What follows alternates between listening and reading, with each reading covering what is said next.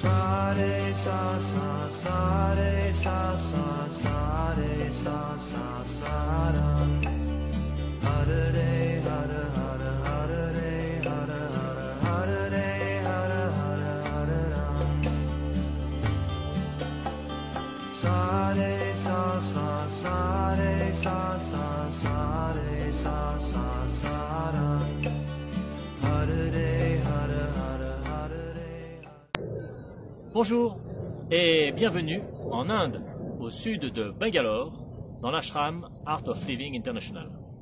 Alors si je vous ai donné rendez-vous ici, à côté de ce fabuleux bâtiment consacré à l'enseignement de la méditation, c'est tout simplement pour vous présenter ma nouvelle chaîne, D'une vie à l'autre avec la méditation, qui comme son nom l'indique est consacrée à cet art ancestral qu'est la méditation. L'objet de cette première vidéo est de vous en présenter brièvement les principes et les vertus. Bien qu'elle existe depuis d'innombrables années, la méditation est aujourd'hui à la mode. Les Indiens la pratiquent depuis plus de 5000 ans, et les origines bouddhistes de la méditation datent de plus de 5 siècles avant notre ère. Arrivée en France dans les années 1960, elle a d'abord fait l'objet d'une réputation peu crédible et a été moquée. Or, depuis plus d'une décennie, portée notamment par des scientifiques, des psychologues et des enseignants spirituels, elle s'expose dans de nombreux magazines et ouvrages comme une panacée universelle. Alors, comment ça marche? Savez-vous que notre mental est accaparé quotidiennement par plus de 60 000 pensées? Forcément, nombre d'entre elles sont répétitives, voire extrêmement répétitives. Parfois même, elles reviennent de façon obsédante. Plus de 80% des pensées qui viennent à notre esprit chaque jour sont des pensées qui sont déjà survenues la veille. Bon, jusque-là, ça n'est pas trop gênant. Il ne s'agit que d'une perte de temps et d'énergie. En revanche, la grande majorité de ces pensées est non seulement répétitive, mais bien souvent inutile, voire négative et néfaste pour notre morale et notre santé. Effectivement, en y réfléchissant, on ne trouve aucun intérêt à ressasser inlassablement les regrets du passé.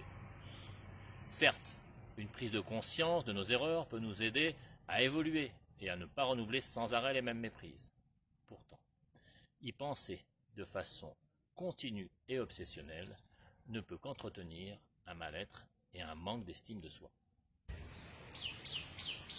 Par ailleurs, n'avez-vous jamais rendu plus difficile une sensation ou une situation délicate en y rajoutant de l'inquiétude qui au final vous a plus préoccupé que l'événement lui-même? Que se passera-t-il s'il me fait faux bond? Ou il lui est certainement arrivé quelque chose de grave alors que la personne n'est pour l'instant qu'en retard? Ou je ne suis bon à rien, je n'y arriverai jamais? Nous nous infligeons souvent à nous-mêmes ce genre de souffrance, alors que rencontrer des difficultés est tout à fait normal et que nous ne pouvons pas tout réussir du premier coup. De la même façon, ressasser des craintes ou des peurs ayant rapport à des événements à venir peut certes nous permettre de prévoir et d'anticiper pour éviter d'avoir de mauvaises surprises. Cependant, le futur ne se passe que très rarement comme prévu. Et penser trop souvent aux événements négatifs risquant de survenir ne peut faire qu'affecter notre confiance en nous et augmenter notre stress. De toute évidence, nos vies regorgent de situations qui créent en nous des désagréments. Il nous est possible d'agir pour en influencer certaines. En revanche, nous sommes tout à fait impuissants pour agir sur nombre d'entre elles. Alors, pourquoi ressasser des inquiétudes sur la météo, sur la chute de la bourse ou sur des actes commis par une tierce personne? Que nous passions de nombreuses heures à nous morfondre d'inquiétude ou que nous jouissions de l'instant présent, nous n'avons aucun pouvoir sur la tournure que prendra ce genre d'événement. Nous avons donc, grâce à la méditation, tout intérêt à lâcher prise sur ce que nous ne pouvons pas maîtriser. Par ailleurs, êtes-vous certain de profiter des bons moments de la vie à l'instant même où ils se présentent?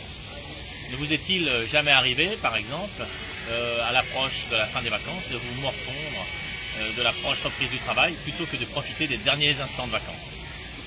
Grâce à la méditation, vous pourrez procéder à un ancrage dans l'instant présent qui vous permettra de mieux profiter de la vie telle qu'elle se présente.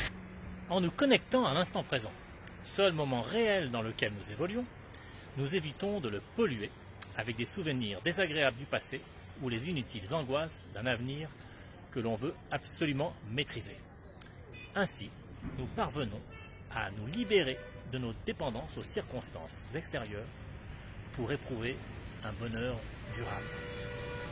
Pourquoi y a-t-il aujourd'hui un tel regain d'intérêt dans les médias pour la méditation?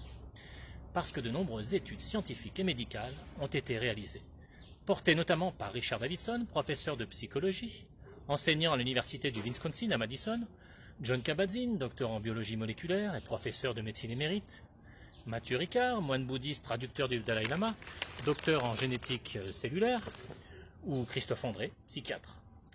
Les résultats sont éloquents et tous s'accordent aujourd'hui à reconnaître, outre un bien-être et une sérénité pendant et après la pratique, de nombreuses vertus sur le corps et l'esprit, dont voici une liste non exhaustive. Tout d'abord, en ce qui concerne les performances, de récentes études ont prouvé qu'avec une pratique régulière de la méditation, les capacités de concentration sont augmentées. Elle accroît également les performances professionnelles ainsi que la capacité de concentration et les résultats scolaires. Elle améliore également le bien-être car elle permet une réduction du stress et de la souffrance. Bien entendu, aucune pratique méditative ne va réduire les embouteillages dans lesquels vous êtes peut-être bloqué chaque matin, ni les cadences sur votre lieu de travail. En revanche, elle va vous permettre d'y réagir de façon beaucoup plus favorable. Tout naturellement, il s'ensuit une réduction des symptômes et des pathologies liées au stress comme l'anxiété, les troubles du sommeil, la déprime, le burn-out, etc. La méditation améliore également l'aptitude au changement. Et comme dans d'autres disciplines comme la sophrologie ou le yoga, le ralentissement et l'approfondissement de la respiration ainsi qu'un relâchement des muscles constituent de véritables relaxations propices à la détente du corps. Elle a aussi une action bénéfique sur notre santé. Outre l'amélioration du sommeil, il a été démontré qu'une pratique régulière de la méditation permettait d'accroître l'efficacité de notre système immunitaire. De nombreux bénéfices physiologiques, tels que l'abaissement du rythme cardiaque, de la tension voire de l'hypertension artérielle, ont également été constatés. Les méditants les plus expérimentés ont par ailleurs une meilleure faculté à pouvoir lâcher prise sur la douleur physique. La méditation améliore le bien-être psychique. Elle nous permet de rester centrés dans l'instant présent et sur ce qui s'y joue en nous. De la sorte, nous pouvons prendre conscience de certaines pensées limitantes qui nuisent à notre épanouissement et à notre confiance en nous. La méditation apaise l'anxiété. Ses effets perdurent bien au-delà des moments de pratique. On a pu constater qu'elle réduit tout autant que les antidépresseurs les risques de rechute de dépression. Les méditants les plus expérimentés ont une plus grande capacité à entretenir des émotions positives et à conserver une stabilité émotionnelle.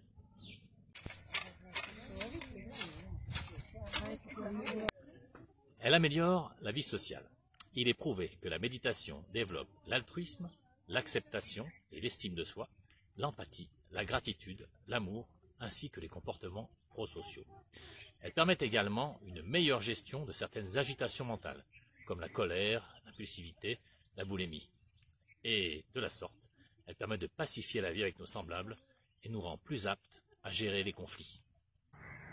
En prenant conscience de nos pensées limitantes et émotions négatives, dès l'instant même où celles-ci surviennent à notre esprit, il nous est plus facile d'en être simples spectateurs plutôt que de les subir. De toute évidence, la méditation est un outil essentiel pour préserver notre bien-être psychique et physique dans le tumulte de nos sociétés en perpétuel changement. Et voilà, cette vidéo touche maintenant à sa fin. Alors si elle vous a plu, n'hésitez pas à liker, à la partager et à commenter. Et surtout, abonnez-vous de façon à pouvoir recevoir toutes les prochaines vidéos de la chaîne D'une vie à l'autre avec la méditation. Enfin, si vous voulez en savoir un peu plus sur les origines de la méditation, ainsi que sur les différentes expérimentations qui ont permis de mettre en évidence ces différentes vertus, je vous invite à vous procurer l'ouvrage D'une vie à l'autre avec la méditation. Vous y trouverez également une méthode vous permettant de vous initier à cet art ancestral. Cette méthode est accompagnée d'un accès à une série de nombreuses vidéos d'enseignement et de méditation guidée, donc gratuites, comprises avec l'ouvrage, qui vous permettront donc de pratiquer en toute sérénité. Alors, n'hésitez pas à aller voir en bas de cette vidéo sur les différents liens qui vous permettront de vous procurer cet ouvrage. Et je vous dis à bientôt. Namasté. Sa re sa sa sa re